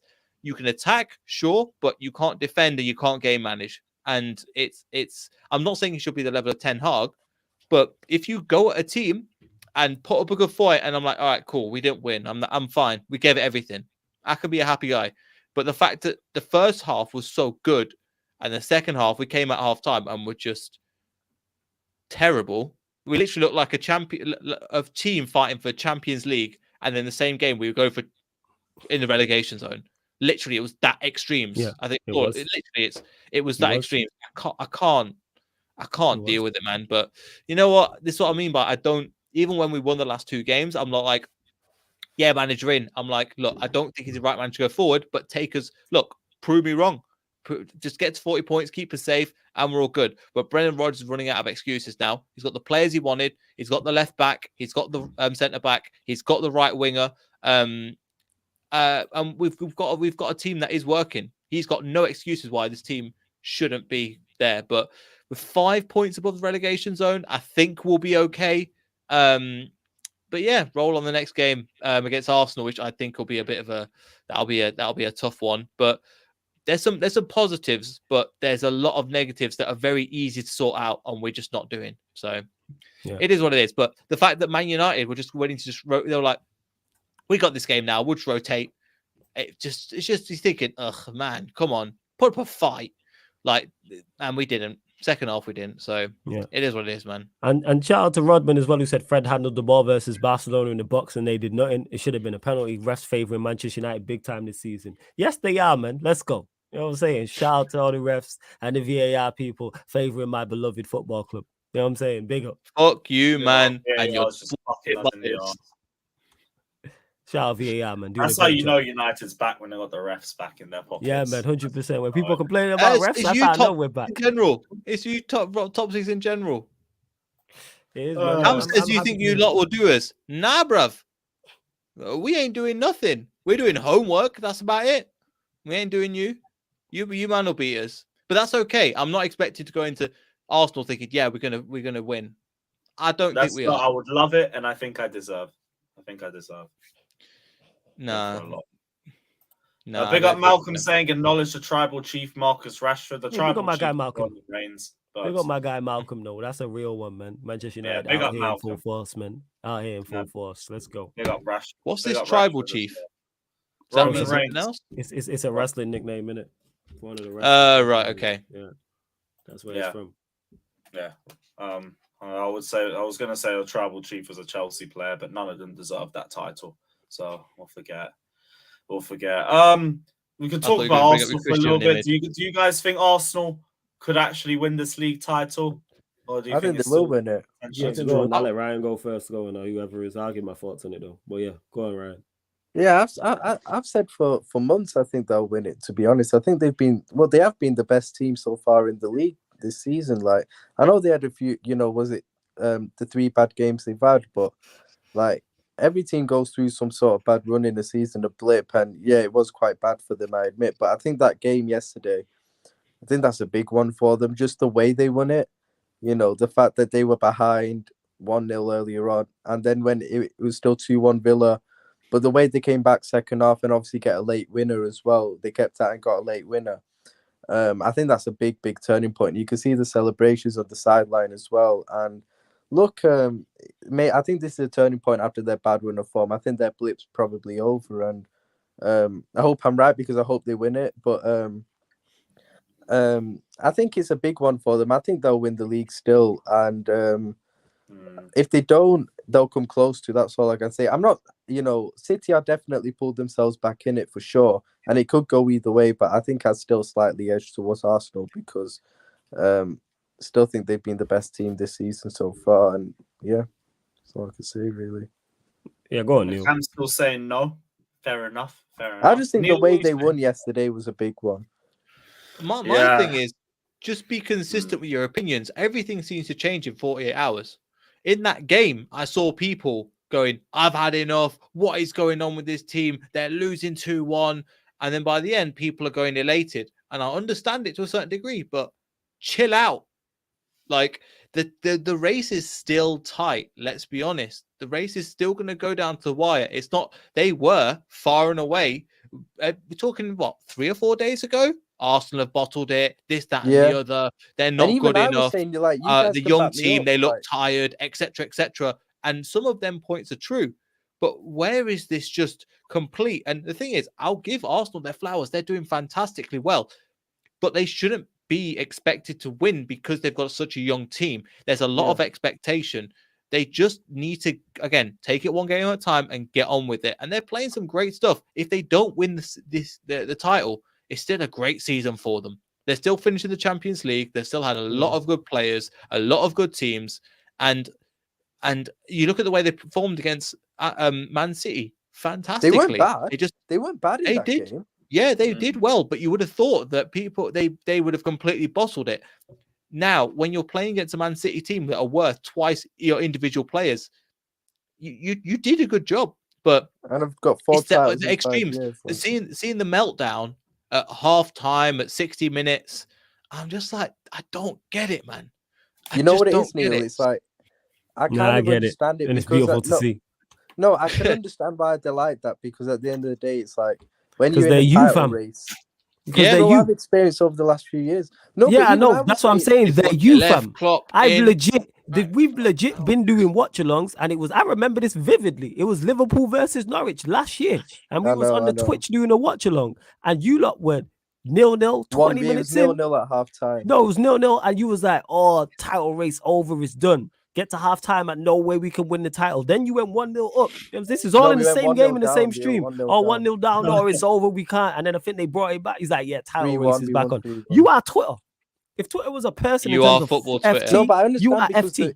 When you're in of course you understand because it's you. It's someone said it. Football fans are fickle. Like that's what it is. One result will sway people. People don't look at big sample sizes. You know what I'm saying? People will take a small sample size, a game, a half, 20 minutes and make their judgment. Either this person or this player is the best in the world or this player is the worst ever and should be sold. There is zero middle ground. Can Arsenal still win the league title? Yes. Do I believe they will win it? No, because I personally believe City being experienced will play a factor. I also think City have the better manager. That's okay. I think they have a better that's okay team. if they don't win it. I think City, That's okay if they don't win it. But the thing is that I understand like where the reactionary stuff comes from at the end of the day, like you said, because when you're in a title race like this, like every game matters at the end of the day, and every game, even as a fan, you feel the pressure at the end of the day with every game in a title race, even at this stage of the season. And it's like, but even I was saying like I was saying it on Shameless last week after they drew to Brentford, I think, and I think I said it on the group chat after they lost to City that they are being a bit overreactionary in terms of like a blip was always going to come in the season. They've been outstanding up until the Everton game this season, Arsenal. That a blip was always going to come. And I get they were playing badly in the last few games, but a blip was always going to come. And they were still, even after they lost to City, in a good position, with the game in hand. It was still in their hands at the end of the day. And it's still in their hands now. And I think they were being overreactionary when they say bottled the title, and people automatically like saying, "Oh, it's City's title now" and everything like that. I mean, I still think Arsenal will do it, but it's in the balance, man. It could go to any of Arsenal's City. So legit, that's what it is. And the reason why I'm not with the whole be emotional, being in a title race is emotion, like it's okay for emotions and to be like emotional and not logical is stupid. I've been involved in many title races as a Manchester United fan, not in recent times, but yes, I'm old enough. I've seen Manchester United win the majority of their Premier Leagues when I'm in my younger years. Yes, probably am, but as you get older, and like I said, if it's not your first title race, you shouldn't be. You know what I'm saying? And I still look better than you. But my point is, you shouldn't be emotionally involved. Like you shouldn't be. You know what I'm saying? Look at it logically. That, Ryan. You know what I'm saying? No comeback. You know what I'm saying? It's funny and it's true. But my point is, that's not an excuse. But because we have things like Twitter and Instagram, and people can be watching the game and instantly, without even letting the thought process and go around their head, can go and tweet. Like I said, Ryan's the prime example. They would 0-0 with Norwich, who Liverpool have a fantastic record against. When 1-0, title's over. It's over. We can never win it. Right? They were literally a point, 2 points off the top. Then they won the game. It's quads back on. And there's too many people who are like that. If you're young, I get it. If you're 16, 17, 18 to an extent, I get it. If you're a fully grown man, if you're 21 and older, I'm sorry, I failed to realize that. How one game in game week 22 can define your whole season. Yes, you can be disappointed. Yes, your head can be hot. But surely cooler head should prevail the day after that. Same way if Manchester United, what I said, 4 games to go, we're 2 points off the top and we lose a game. I'm not going to be like, oh, it's all over. Would I be disappointed? Yes. But I'm going to be like, oh my God, it's done. Because I know Arsenal or City can lose their next game and we win and then we're back to the same process. We've all been involved. We've all 4 of us here have seen our teams win a league title. All 4 of us here have seen this happen. So we know what it's like being involved in some form of race. Yours was slightly different because the expectation because because even then, when I was at uni and they were winning the league and they're like, are you going to do it? I was like, we'll see. I'm just happy to be where I am. You being level-headed on it, like you'll see. But that's the majority of fans because obviously the expectation of Chelsea and a Liverpool and a Leicester completely different. We're just like, I'm happy to be here, and until about 4 games towards the end, like you were saying, Flawless, right now we can win it. Like that's. But I guaranteed 4 games towards the end, if you would have drew or lost a game where you needed to win, you would have been disappointed. Would have been like, oh my God, it's all over. I think it was the most pressure we had was when we played against Arsenal. We were down to 10 men and they put one in last minute. Their man celebrated like they won the league then, and there was a lot of that where we went, right, this is our time to go for it and get together and go for it, and we did. And there was times where again Jamie Vardy was sent off against West Ham where things could have gone south, but it was just different because our fan base is just built different in terms of. You don't come to Leicester to support to win the league. You come to Chelsea or Man United or Liverpool. There's a reason why you guys have the bigger fan bases. People don't choose Leicester because they're born into it. They're born into it and things like that. People don't choose our team because they're interested in winning stuff because it's illogical. So it was more of the fun for it. Well, I can't lie. Our league title was a weird one because it was a pretty easy one. Do you get we had that one by December in it? I'll be real. So rest of the season after that, our league title. When have we won by December? Realistically, we were 15 points clear in December, bro. It was crazy. Oh yeah, the COVID thing in it, and then it stopped for COVID and then come back. It's when it stopped for COVID in March. It stopped for COVID. We were about 22 points clear or something. You're saying crazy. With 7 games to go. We had that shit wrapped up, bro. Let's be real. That season we were on fire. First 27 league games of that season, we won 26 and drew 1. That was our form. It was ridiculous. Yeah. Your form's more like, you know what I'm saying, out of 27 games, draw 26. Hey man, 2 wins in a row. Yes, man. Yes. Oh my God. No, we haven't had that since October. Good times. Ryan's changed his opinion 4 times since then. Have you changed your opinion on your stream, bruv? Told you, Bournemouth, man. Yeah. Bournemouth, when Billing scores or some shit like that, and they lose at the Bournemouth. What is it? What's Bournemouth Stadium called? I'm gonna say Klopp out. Isn't it Vitality Stadium or something? Vitality, that's it. When they lose, watch Ryan. His head's gonna be hot. How are we gonna lose to Bournemouth? Now we got a good record against Bournemouth. To be fair. Yeah. That's all gonna go out the window when you drop points there. I mean, when you turn Klopp out, don't worry, bro. We'll be there. I can't lie. Yesterday, man, those Trent and Salah passes, man. They're a bit emotional still. Oh, I didn't see. I weren't even watching football. Nah, they were quality. Chelsea game. Those Trent and Salah passes were like, fair play, man. No, we have Mason Mount passes instead. 2 player who you've thrown under the bus regularly. And Trent, then when have I thrown Trent under the bus? I've defended Trent. Yeah, bro. No, because you tweet us, delete us, bro. Shut up. Facts. Tweet us, delete us with Reece James, and then everybody came after you for your dead take. Well, it wasn't a dead take. All the Liverpool fans came out. You have to delete your team. Yeah, because you said Reece James is better than Trent. James was better than Trent. And then you had all the people come after you, deleted your tweet, and then you've come in going, actually, no. I don't know why anybody compared him. I was like, bro, that's you. That's why I was like, Floors, I'm going to leave the group chat too if he keeps talking his rubbish. And I was like, you were the one saying it, bro. It's not like other people. My guy, man. Love Trent. And Salah as well, man. Am I wrong? Is that not what you said? You tweeted it, bro. We all make mistakes in life. Some people make more than others, and yours is just on a weekly or daily basis, bruv. Facts. I'm still young. Yeah, you gonna blame that? Yeah. Still young. How old are you? 23. I was gonna say, how old do you think Ryan is in the comments before that happened? Anyway, let them have a guess. 20. This guy, man, Egypt. Yo, man, I'm a bit excited for Tuesday night. You know, I can't lie to you. Why for you lot to get Real 3 now? Benzema brace and that. Vinny Jr. We're trying to get dunked on at the back stick. Can't wait. I've got like the tiniest bit of hope, bro. Like last 2 games, I can't lie. Our attack's getting on job now. Still, like Gakpo's getting on job. Nunes actually looks all right on the left. Salah's back on form. Nunes still a bum. You know what? He's such a.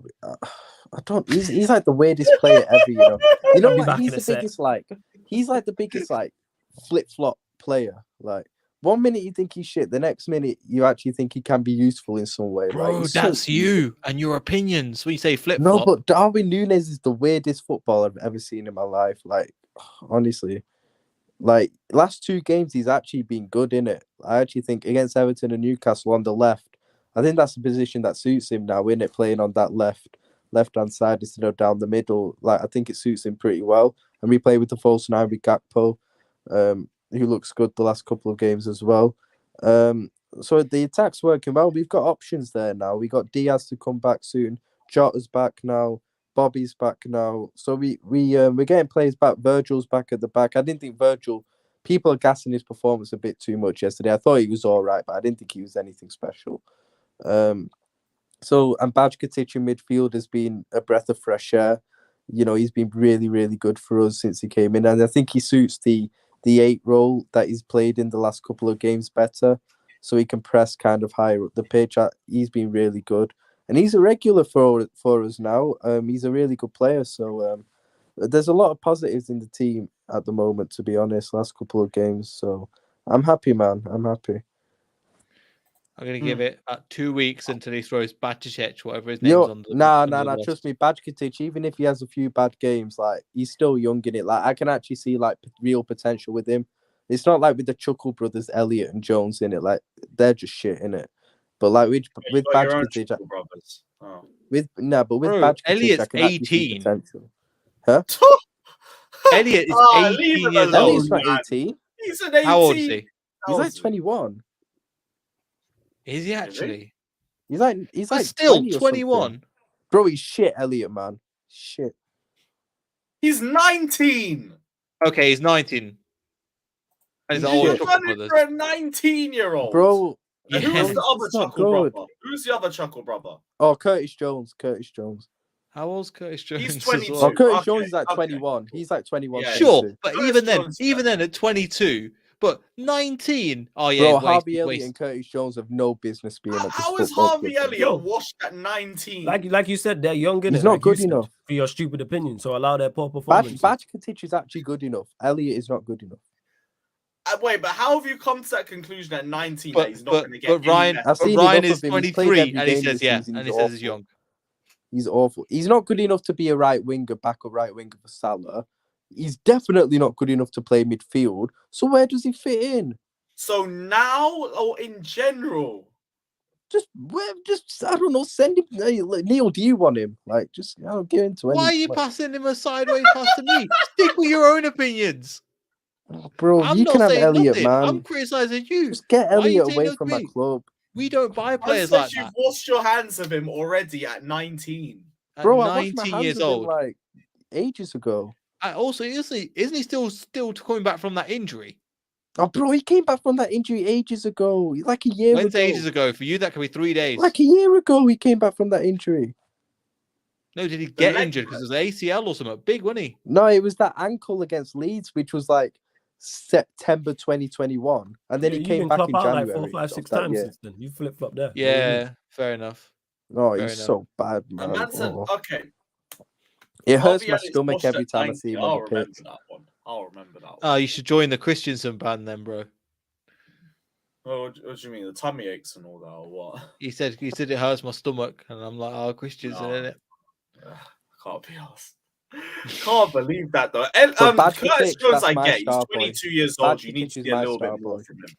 19 though, that's crazy. Gaviscon FC. Fucking no, but Bajkatic has only just turned 18 a few months ago, and he's miles better than Elliot. Like, there's levels to the game. He'll have dips in form as well and ups and downs. There'll be a but with Bajkatic, I actually see like genuine potential that he can be a good top player for us. I don't see any of that with Elliot and Jones. Definitely not Jones. Ugh, Jones, man. See nothing in Elliot at all. No. Fair enough. I don't watch Liverpool every week, so I can't judge too tough. Just because he does the mouth thing and applaud. Just because he does the no, Elliot's the thing that the fans like him just because he does the mouth thing and claps the fans at the end of every game and pumps up the fans and everything. I don't get why you got so much energy for a 19-year-old. It's the hype he gets, bro. It's the hype he gets. I don't see it. Where does he get this hype? Please, like, I'm not trust saying me, the Liverpool fans. I'm telling you right now, he gets hype. Is he an academy graduate? I seen a 14-year-old on Twitter have his profile picture. Academy like 2-3 years ago. No, so you bought him from Fulham's academy, then he went into your academy and then to your first team. Is that right? Okay, yeah. So you're not dumb. You understand why he gets hyped then? The fact that he's been in your academy, you know a certain section of your fan base. No, but I don't have a problem with him. I don't know him at the end of the day. Yeah, I know you do. I'm talking about him from a footballing perspective. I just don't rate him, bro, at all. That's cool. I just don't get it. He's 19. But he's 19. So he's still got so much development. So much. You got a lot of players you should be getting the development, bro. Just get him out my club, man. I'm saying, the standards so many other players. You man went from a quad. You man went from a quad to chasing top 4, and we're here talking about a 19-year-old. That is crazy. I'm looking at my manager. I'm looking at my senior players. I'm sorry. Oh yeah, I look at my manager for that. Like the fact where's his energy with Elliot, bro? Like, nah, man. Yeah, this is crazy. Oh, Cam's is signed kind of similar to how we bought Diallo. All right, first. Then him alone, he's been in the squad ever since. Yeah, people hype young players, man. We know this. A section of my fan base. The reason why our fans like Elliot is because of he knows what it means to play for the club tax. That's why they like him, innit? Like, that tax is hefty, man. Is he Scouse? It's not a tax. Nah, but he's a Liverpool fan. He's from London, I think, but he's a Liverpool fan. Everybody's a Liverpool fan. You go into any he was in the world, they're Liverpool fans. No, but like he went Kiev for like fans, Champions Liverpool League fans, stuff like man, everywhere. He's like a genuine boiled Liverpool fan, like that. That's why the fans. But that doesn't. But bro, that doesn't mean much. That and genuinely Curtis means Jones not is even much. worse. Curtis Jones is even worse. Like there was a high-profile Liverpool fan who said on stream that he reminds him of Steve McManaman, Curtis Jones. So yeah, that's our fan base. Who are you talking about? Certain Liverpool fans. Did you see Steve McManaman? No, but come on, man! Come on, man. You can't say so. I barely remember. I barely remember who saw him at the end of the day. Yeah, who were that's like, his opinion. Steve McManaman went to Real Madrid and won Champions, scored a winner in the Champions League final. And he's 19. Curtis Jones. Get this. Curtis Jones like 21, 22.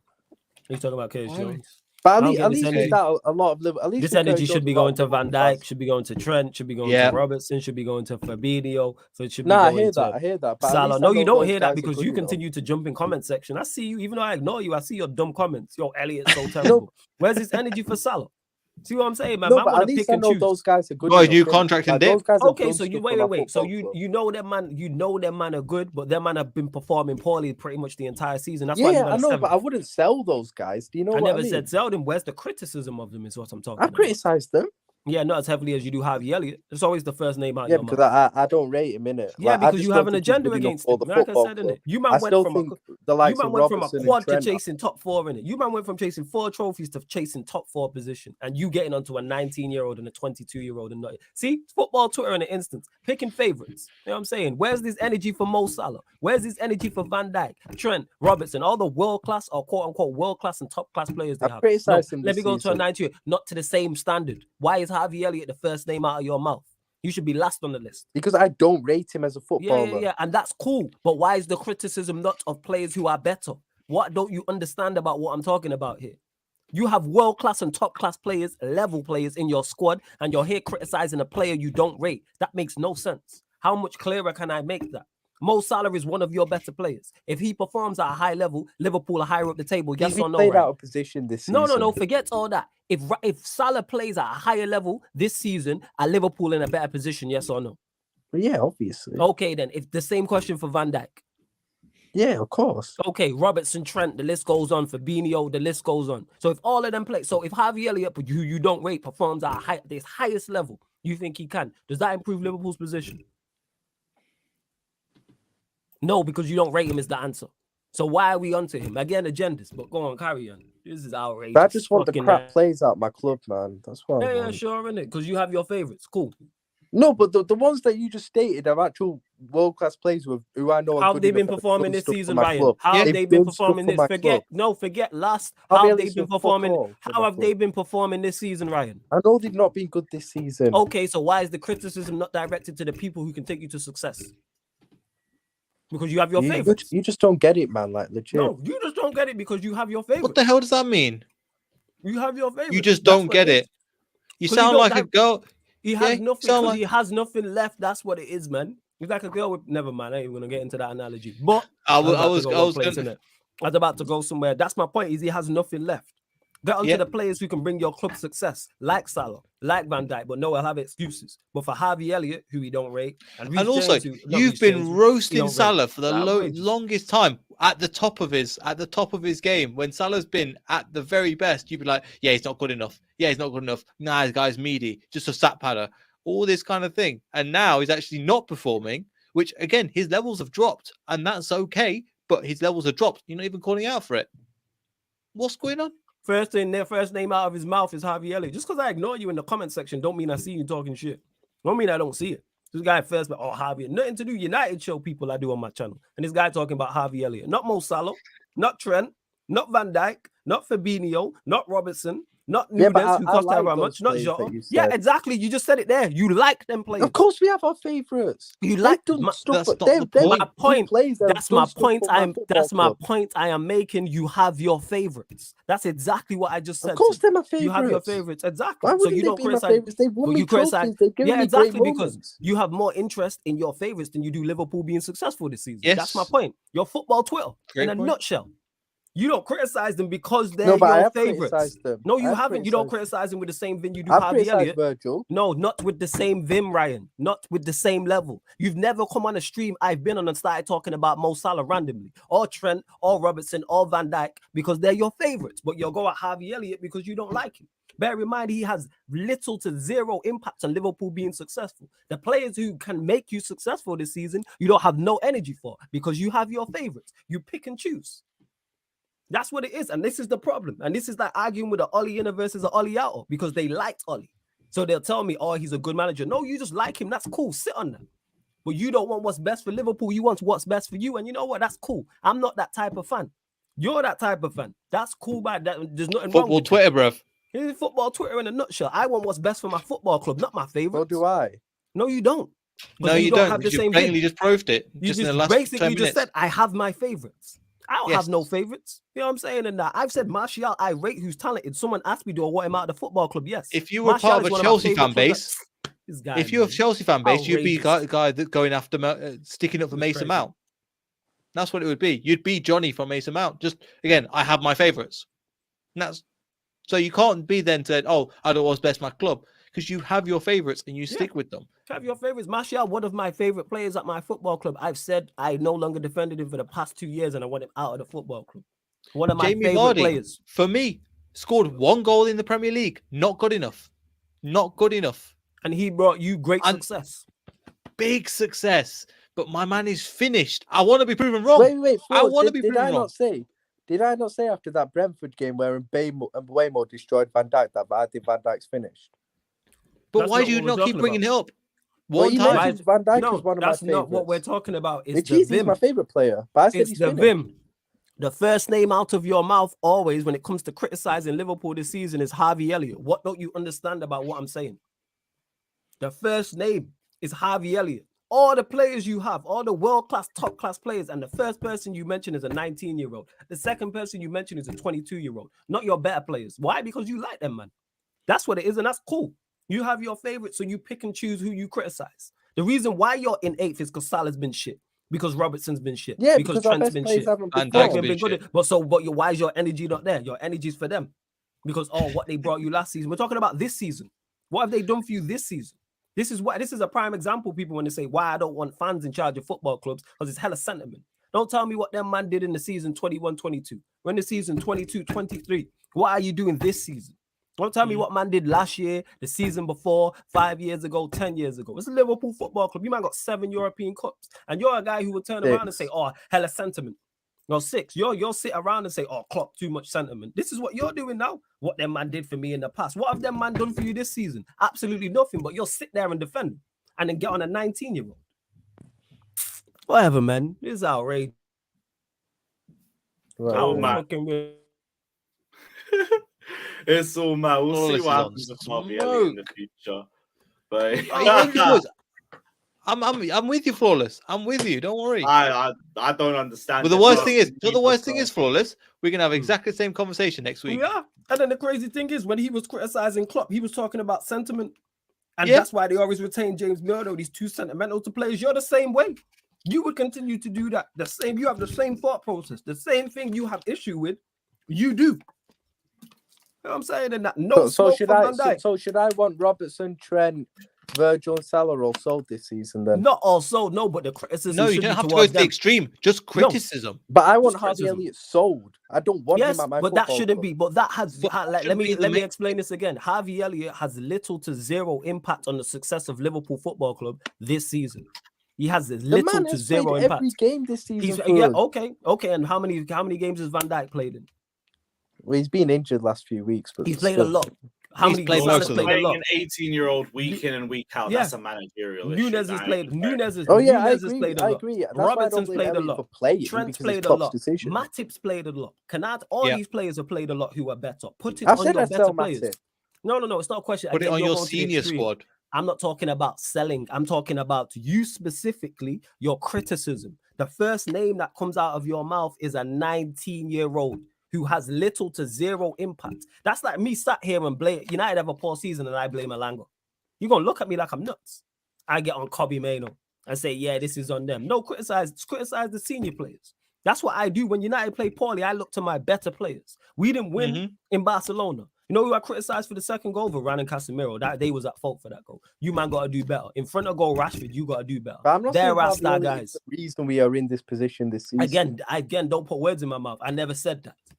I'm saying he has zero impact on that. My point is, like I said, just because I ignore you doesn't mean I don't see the comments. Like I say, let me just state this for those that don't know and why I have so much vim. 1, this guy be talking rubbish. 2, he be on my channel when I'm doing the Man Them United show, which is a Manchester United podcast. This guy will pop up in the comments and say Harvey Elliott needs to be sold. Nobody's talking about Liverpool. Not one mention. Nobody in the chat is talking. It's Manchester United show. You can go back and check this, people. So why have you got so much vim for Harvey Elliott? But yet Van Dijk, who you will say is one of the best centre-backs in the Premier League ever. Trent and Robbo, one of the best fullback pairings ever. Fabinho, top-class DM. Mo Salah, one of the best goal scorers we ever seen. I'm not big on the Fabinho. You're not big on it now, but my point is... but I never was. My point is, I'm not saying that. Like I said, you are losing sight of the point because you just don't want to listen and be ignorant, which is cool to it. My point that I'm making is Harvey Elliott should not be the first name out of your mouth. If anything, it should be Klopp for playing him that often. If he's playing every game, I'm blaming Klopp. But now I blame Klopp for it. I blame Klopp for it. Okay, cool. Like I said, you'll criticize Klopp when you were Klopp out for being sentimental, but you're here doing the same thing. Irony. Pot calling the kettle black. And don't say we don't deliver great content, people. Every single time, bro. Every single time. Yeah, mad way to end the stream. Mad way to end the stream. But yeah, you say it's mad. It's the same way we pretty much end most streams. I can't lie. Just roasting Ryan, then we go back to the same thing every single time. So difference is if you enjoy that, he can't do this in a group chat and ignore what we're saying because we're on a live. Yeah. People, this is what happens in the group chat all of the time. This guy will say some dumb shit. What we doing, Ryan? We're ignoring your ass. Yeah. We get on stream. Just because I ignore you don't mean I don't see it. I just choose to ignore Lewis, remember, he was like, meaty this, meaty that, and you said save for stream, comes to stream. I can't remember what it was. He came for you for something. Was it Midrick? And then now you address it. Was it Mudrick? Mudrick? Was it Mudrick? Yeah, it was Mudrick. He was going on something about Mudrick and dispossessions. Mudrick's been... And also he said Leicester were meaty first half.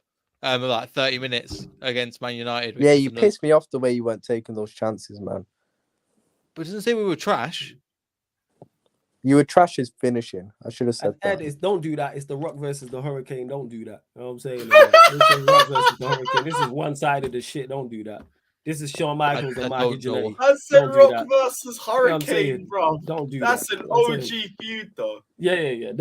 That's like going around calling him the Hamburglar and everything. the Hamburglar and that. Yo, A1, yo. A1 stuff. I say it's Triple H v Eugene and all of that. Yeah, man, it's all them things. Don't get mistaken, people. Ryan, little bro, so that's why I can talk to him like that. You know what I'm saying? But it's like, yo, enough. It's one for the show. You know what I'm saying? We're here to talk football, and two, enough is enough. Like I'm hearing this Harvey Elliott slander, and I'm like, I don't even know if he's that bad or not.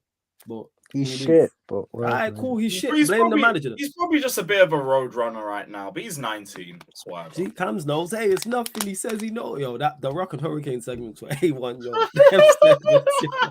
Cacao. Now you make me want to rewatch that one still. Yo, man, anytime that pops up, whether it's on the gram or on Twitter, I'll be bursting out laughing and that. Hilarious stuff. He's like, he's guilty of 6 fucking hamburglers straight up his ass. Unbelievable. Ryan's disappeared. He might have just disconnected. He's probably crying. He's gonna cry. Flawless. He's gonna cry. Yeah. He's gonna cry. It's like, yo, I'm tired, man. People, what you don't understand is this guy bombards me across all socials, my WhatsApp, talking rubber in my chats live. Like I said, I'm not lying. Go to my channel and look in my live chats, and you'll see Ryan pop up with some shit that makes no sense. Manchester United show, and you talk about Harvey Elliott. Bear in mind, I do a Manchester United Liverpool show every Tuesday, people, with me and Saint. But hey, it is what it is. Yeah, it is what it is. But guys, we are going to wrap up the stream now. It has been another brilliant episode of Shameless FC. Don't go anywhere, though. We're going straight on to Flawless's Q&A. Raid is set, so you guys don't have to click a thing. Just let it land. Will Ryan be part of that? Let it land. Nah, I don't know. He's probably crying, so he's probably going to cry in the car. Maybe. He'll be in the comments talk about Harvey Elliott though, so tune in for that. Harvey Elliott, innit? I've gone live anyway. The live's gone live. But Big Lewis, love to have him in. Neil, always good. Large up the chat, yo. Bump up the like, subscribe, all of that good stuff, man. You know Big up everybody, like, subscribe, and I can't say trust in anything. So here's some money up the Chelsea. Up the Chelsea, man.